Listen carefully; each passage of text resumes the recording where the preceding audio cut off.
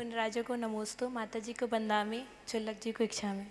महाराज जी, मेरा प्रश्न है, हम लोग सुबह से लेके शाम तक बच्चों के साथ रहते हैं और रात को भी बच्चों के साथ रहते हैं, तो हम लोग जब सामायिक भी करते हैं तो बहुत सारी बातें हम लोगों की सामायिक में भी चलती रहती हैं इन्हीं को लेके, और अपना मन ले भी जाते हैं, हम बार बार स्थिर करने की कोशिश करते हैं, फिर भी हम लोग उसी साइड भटक जाते हैं।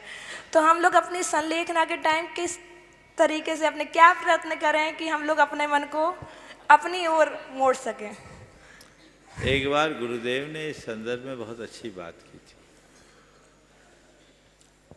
और उन्होंने कहा था कि यदि हम कोई अच्छा काम निरपेक्ष भाव से करते हैं तो हमारा कर्म भी धर्म है। क्या बोल रहा हूँ? कर्म भी धर्म। हम कोई अच्छा काम निरपेक्ष भाव, आचार्य की बात कर रहा हूँ मैं, अपनी बात नहीं कर रहा, आचार्य के, हम निरपेक्ष भाव से अच्छा काम करते हैं तो हमारा कर्म भी धर्म है।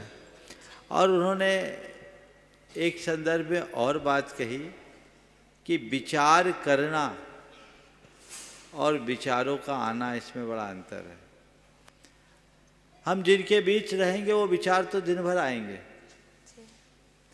लेकिन हम चला करके विचार करेंगे तो बाधा है। इसलिए विचार आ रहे हैं जा रहे हैं, इनको मत देखो।